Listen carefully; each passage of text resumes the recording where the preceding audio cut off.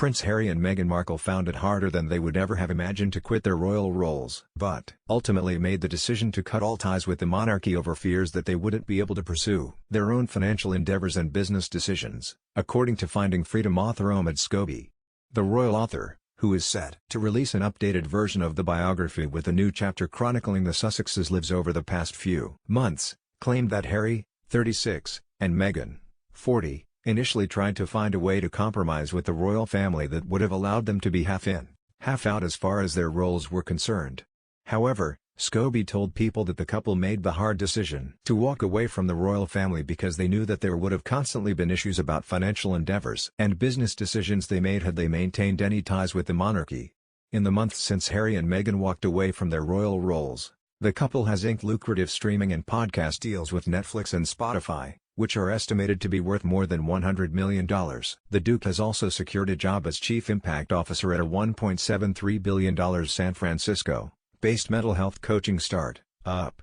a role that will see him weighing in on product strategy and the company's charitable contributions. Had they remained in their royal roles, the couple, who now live in a $14 million mansion in Montecito with their son Archie and daughter Lilibet, would not have been allowed to pursue any commercial money-making endeavors. Senior members of the monarchy are paid for their official royal work through a taxpayer-funded grant and are therefore banned from earning any additional income through other jobs. According to Scobie, this was the main reason behind Harry and Meghan's decision to quit the royal family, rather than attempting to come to a compromise that might have seen them balancing their official duties with more commercial opportunities. However, despite the financial motivations behind their decision, Scobie, who is known to have a close relationship with the Sussexes and is among a small handful of media with whom they actively communicate, said that cutting ties with the monarchy was harder than Harry and Meghan would ever have imagined. Speaking to People magazine ahead of the release of Finding Freedom's new chapter, which is due to be published on August 31st,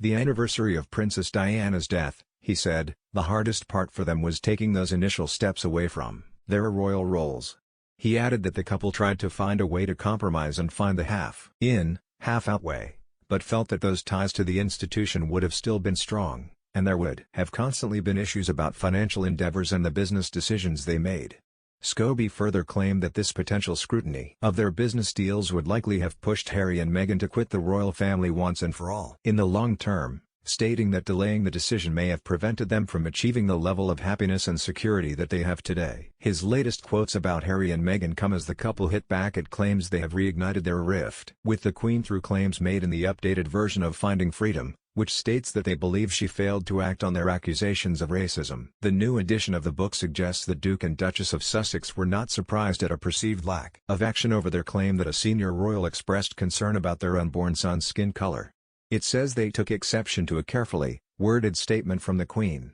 following their interview with Oprah Winfrey in March, in which she expressed concern for the couple but insisted that some recollections may vary. Days later, Prince William told reporters that the royals were very much not a racist family and admitted he was yet to speak to his estranged brother following the Oprah interview. Now, the updated edition of Finding Freedom has claimed that the Sussexes were far from happy at Buckingham Palace's official response. But their legal team at Schillings told Mail Online today that it was false and defamatory to claim the couple have reignited a rift with the Queen, or to suggest or imply that they have made any statements to that effect. Their lawyers insisted there were no new developments on the topic and that the claims were from the authors of the book, Scobie and Carolyn Durand, who do not speak for the Sussexes and rely on unnamed sources. Scobie also tried to clarify the situation, tweeting, "Back at this rodeo and, predictably, words are already being twisted." The comments made by a source, a detail some outlets have purposefully ignored, was about a lack of ownership from the royal institution as a whole.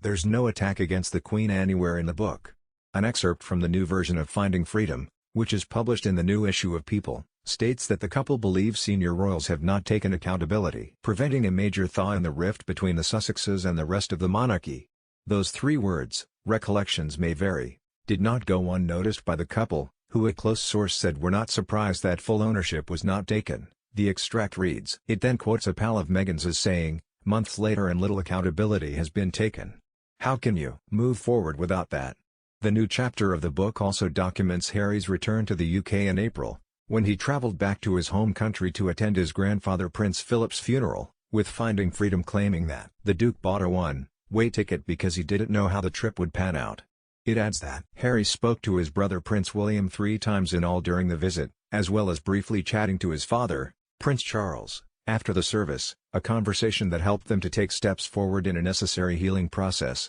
the book claims. The biography, which was a glowing portrait of the Sussexes by Scobie and his co-author Carolyn Durand, first published in August 2020, concludes that the trip broke the ice and that the door to a rapprochement is now slightly ajar. Stating that Harry and Meghan have no regrets about their actions, despite the toll on their family, the book says, what started as a fairy tale romance became a story that reinvented the genre, a self-made, independent woman playing an equal role alongside her knight.